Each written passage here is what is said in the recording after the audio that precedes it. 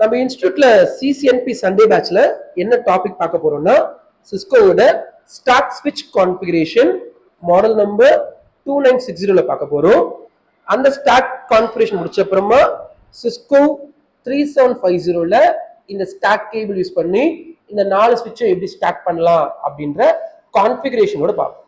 அது முடிச்சோனையும் Cisco 3750 X இதுல normal stock போட்டதுக்கு ஸ்டாக் பார்த்துட்டு கூடவே பவர் ஸ்டாக் இருக்கும். அதுக்கு பவர் ஸ்டாக் கேபிள்லாம் நல்லபடியா வாங்கியாச்சு.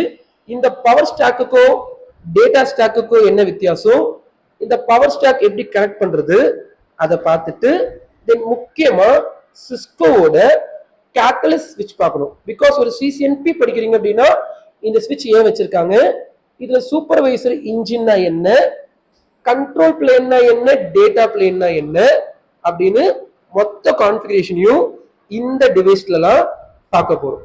ஏன் எல்லாத்துக்கும் ரியல் டிவைஸ்னா, இப்போ நான் சொன்ன கான்செப்ட் எதுவுமே உங்களுக்கு விஎம்ல ஒர்க் ஆகாது. இப்போ நீங்க ஸ்டாக் பண்ண போறீங்க இல்ல பவர் ஸ்டாக் பண்ண போறீங்க அப்படின்னா ரியல் டிவைஸ்ல தான் ஒர்க் ஆகும். அதனால நம்ம லேப்ல எல்லாம் ரியல் டிவைஸ் இம்ப்ளிமெண்டேஷன்ஸ்ல இருக்கு.